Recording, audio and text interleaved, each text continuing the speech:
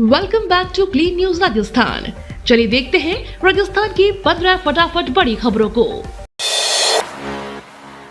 जयपुर में 29 और भीलवाड़ा में 18 ई बसें शुरू। मुख्यमंत्री भजनलाल शर्मा ने प्रधानमंत्री ई बस सेवा योजना के तहत जयपुर में 29 नई इलेक्ट्रिक बसों को हरी झंडी दिखाकर रवाना किया। इसके साथ ही वीडियो कॉन्फ्रेंसिंग के माध्यम से भीलवाड़ा में 18 इलेक्ट्रिक बसों का भी शुभारंभ किया गया। मुख्यमंत्री ने कहा कि प्रदेश में पहली बार इतने बड़े स्तर पर इलेक्ट्रिक बसों की शुरुआत की गई है, जिससे शहरी परिवहन व्यवस्था को नई दिशा मिलेगी। दरअसल जयपुर में अमर जवान ज्योति पर आयोजित कार्यक्रम में मुख्यमंत्री ने बसों को रवाना करने के बाद खुद भी इलेक्ट्रिक बस में सफर किया। खातीपुरा में 205 करोड़ की लागत से बना हाईटेक टर्मिनल। जयपुर के खातीपुरा रेलवे स्टेशन पर 205 करोड़ रुपए की लागत से बने मेगा कोचिंग टर्मिनल में अब ट्रेनों के मेंटेनेंस का काम हाईटेक तकनीक से होगा। यहां AI based under gear scanning system लगाया गया है, जो पूरी ट्रेन के किसी भी कोच के निचले हिस्से में खराबी को सिर्फ 3 मिनट में पहचान सकेगा। इसके साथ ही एक साथ 4 कोच उठाने वाली आधुनिक लिफ्टिंग सिस्टम और बोगी ड्राफ्ट पिट जैसी सुविधाएं भी शुरू की गई हैं। इस मेगा कोचिंग टर्मिनल का रेल मंत्री अश्विनी वैष्णव रविवार को उद्घाटन करेंगे। राजस्थान बोर्ड के नए अध्यक्ष बने हनुमान सिंह राठौर। राजस्थान माध्यमिक शिक्षा बोर्ड को 4 साल बाद नया चेयरमैन मिला है। शिक्षा विभाग ने हनुमान सिंह राठौर को नया बोर्ड अध्यक्ष बनाने की अधिसूचना जारी की। इनका कार्यकाल 3 साल के लिए होगा। हनुमान सिंह राठौर अजमेर जिले के पीसांगन के रहने वाले हैं। वर्तमान में शहर के भूनाबाई क्षेत्र में रहते हैं। सरकारी स्कूल के प्रिंसिपल से रिटायर्ड हैं। राष्ट्रीय स्वयंसेवक संघ में विभिन्न पदों पर रह चुके हैं। सीएम बोले कृषि बजट 3 गुना बढ़ा, सम्मान निधि के करोड़ रुपए ट्रांसफर हुए।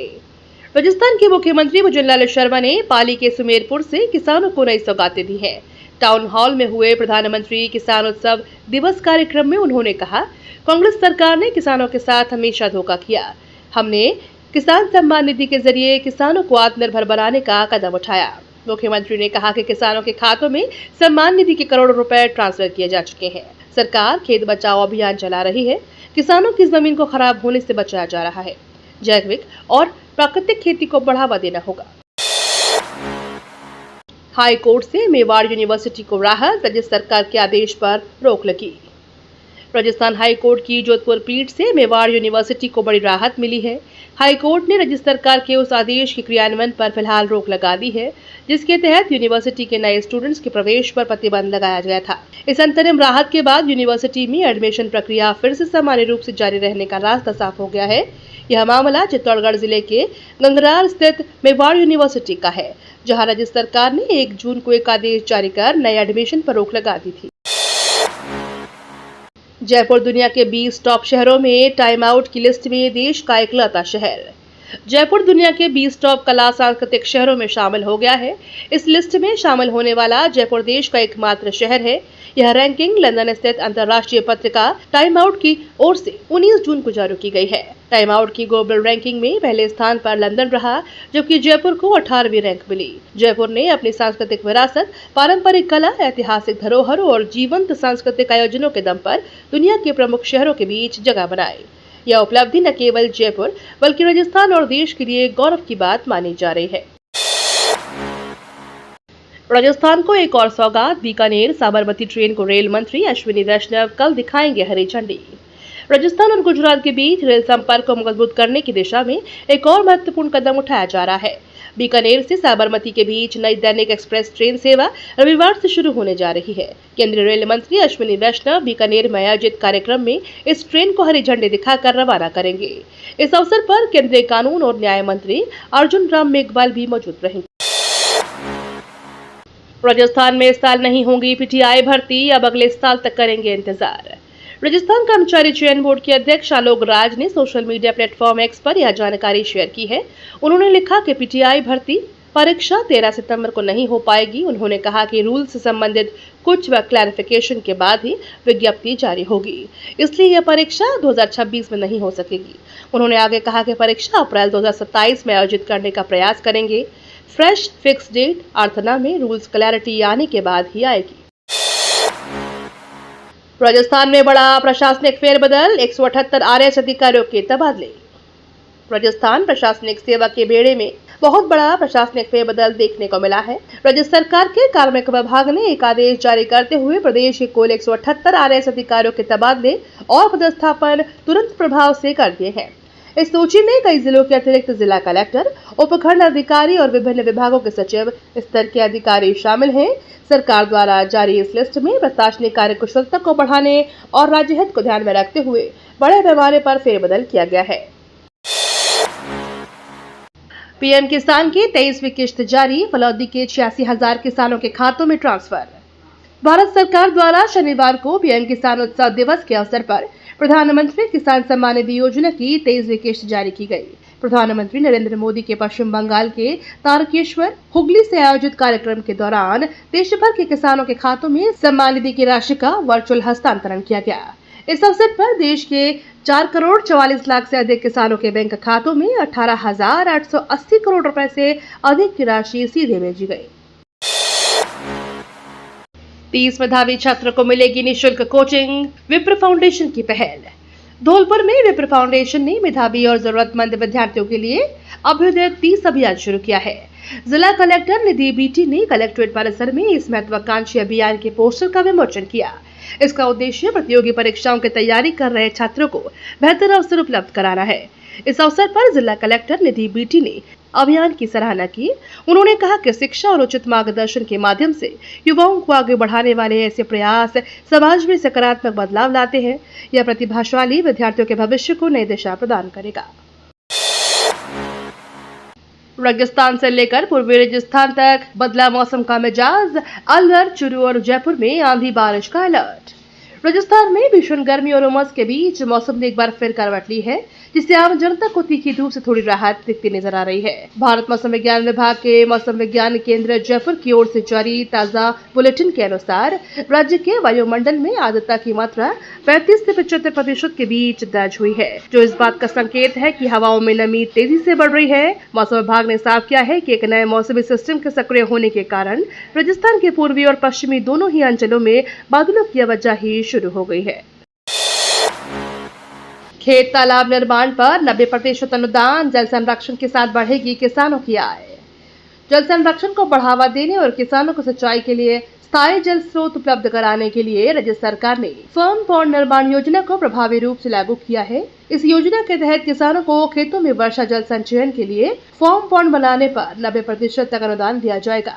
कृषि विभाग का मानना है कि यह योजना जल संकट वाले क्षेत्रों में खेती को अधिक लाभकारी और टिकाऊ बनाने में खास भूमिका निभाएगी।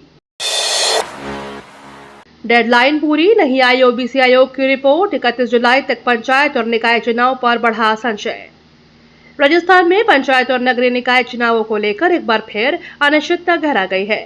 राजस्थान हाईकोर्ट ने 22 मई को राज्य सरकार और राज्य निर्वाचन आयोग को 31 जुलाई 2026 तक चुनाव कराने के निर्देश दिए थे तथा निकाय व पंचायत चुनाव से जुड़ी सभी तरह की रिपोर्ट्स को 20 जून तक पेश करने के लिए कहा गया था। आज 20 जून को यह डेडलाइन पूरी हो गई है और ओबीसी आयोग की रिपोर्ट सहित पंचायत और निकाय चुनाव से जुड़ी कोई रिपोर्ट अब तक नहीं आई है। ऐसे में तय समय सीमा के भीतर चुनाव कराना मुश्किल नजर आने लगा है। राजस्थान सरकार का बड़ा फैसला, सरकारी खरीद में मेक इन इंडिया और स्थानीय उद्योगों को प्राथमिकता। राजस्थान सरकार ने सरकारी खरीद में देश में निर्मित उत्पादों और स्थानीय उद्योगों को बढ़ावा देने के लिए बड़ा कदम उठाया है। वित्त विभाग ने नया परिपत्र जारी कर सभी सरकारी विभागों, स्वायत्त शासी संस्थाओं और स्थानीय निकायों को निर्देश दिए हैं। सरकारी खरीद में मेक इन इंडिया उत्पादों और राजस्थान के सूक्ष्म और लघु इकाइयों को प्राथमिकता दी जाए। राज्य सरकार ने इस साल बजट में इसका ऐलान किया था। यह व्यवस्था 18 जुलाई 2025 से प्रभावी होगी। एसआईआर में नंबर 1 बना राजस्थान। भारत निर्वाचन आयोग के मुख्य निर्वाचन आयुक्त ज्ञानेश कुमार ने शनिवार को जयपुर के सीतापुरा स्थित जेईसीसी में प्रदेश भर से आए करीब 700 बूथ लेवल अधिकारियों और सुपरवाइजर से सीधा संवाद किया। इस दौरान उन्होंने राजस्थानी अंदाज में खंबा घड़ी कहकर अपने संबोधन की शुरुआत की और बीएलओ की जमकर तारीफ की। ज्ञानेश कुमार ने स्पष्ट कहा कि बीएलओ चुनाव आयोग और मतदाताओं के बीच एक मजबूत सेतु है और लोकतंत्र की सबसे अहम कड़ी है। 100 रुपए की बचत से बदली 2000 महिलाओं की किस्मत। राजस्थान के नवगठित खैरथल तिजारा जिले के किशनगढ़ बांस इलाके से महिला सशक्तिकरण की एक बेहद खूबसूरत और प्रेरणादायक तस्वीर सामने आई है। यहाँ पिछले 3.5 दशकों से संचालित सखी समिति गरीब, बेसहारा और जरूरतमंद महिलाओं के लिए एक मजबूत लाठी और सहारा साबित हो रही है। यह संस्था ग्रामीण अंचल की महिलाओं को स्वयं सहायता समूहों, एसएचजी के धागे में पिरोकर उन्हें न सिर्फ संगठित कर रही है, बल्कि उन्हें स्वरोजगार और आर्थिक आजादी का नया मार्ग भी दिखा रही है। पेपर लीक पर लगेगी लगाम, नीट परीक्षा से पहले जयपुर में सुरक्षा का बड़ा रिहर्सल। जयपुर पुलिस और एनटीए की टीमों ने शहर के विभिन्न परीक्षा केंद्रों का दौरा किया। जयपुर के माणक चौक स्थित स्कूल सहित कई सेंटर्स के एक परीक्षा कक्ष में जाकर पुलिस ने बारीकी से मुआयना किया। इस मॉक ड्रिल का मुख्य उद्देश्य सुरक्षा उपकरणों की कार्यक्षमता को जांचना था। अधिकारियों ने केंद्रों पर लगे सीसीटीवी कैमरों और उनके मॉनिटरिंग सिस्टम को चेक किया कि वे सही तरीके से काम कर रहे हैं या नहीं। इसके साथ ही परीक्षा संचालन से जुड़े कर्मचारियों को जरूरी दिशा निर्देश दिए और किसी भी आपात स्थिति से निपटने की तैयारियों की समीक्षा की गई। सीएम अजय लाल का बड़ा फैसला, राजस्थान में ट्रांसफर बैन खत्म, इन कर्मचारियों को मिलेगी प्राथमिकता। राजस्थान की भुजनलाल सरकार ने लंबे इंतजार के बाद राजस्थान सरकार ने तबादला बैन हटाकर कर्मचारियों और अधिकारियों के लिए स्थानांतरण का रास्ता खोल दिया है। 19 जून से 5 जुलाई तक तबादलों की प्रक्रिया चलेगी। यह फैसला भाजपा विधायक दल की बैठक और मंत्रिमंडल स्तर पर लगातार उठ रही मांगों के बाद लिया गया है। सरकार का मानना है कि इससे विभागों में कार्यकुशलता बढ़ेगी और कर्मचारियों की लंबित मांगों का समाधान होगा। सीईटी में बड़ा बदलाव, अब 3 साल वैध रहेगा स्कोर, सिलेबस से जुड़े 4 नए टॉपिक, एग्जाम शेड्यूल भी जारी। राजस्थान में सरकारी नौकरियों की तैयारी कर रहे करीब 30 लाख अभ्यर्थियों का समान पात्रता परीक्षा सीईटी का इंतजार अब खत्म हो गया है। हाल ही में राजस्थान कर्मचारी चयन बोर्ड ने सीईटी 2026 की परीक्षा तिथियां घोषित कर दी है। सीनियर सेकेंडरी लेवल सीईटी का आयोजन 23 से 25 अक्टूबर तक किया जाएगा, जबकि ग्रेजुएशन लेवल सीईटी 1 से 3 दिसंबर 2026 के बीच आयोजित होगी।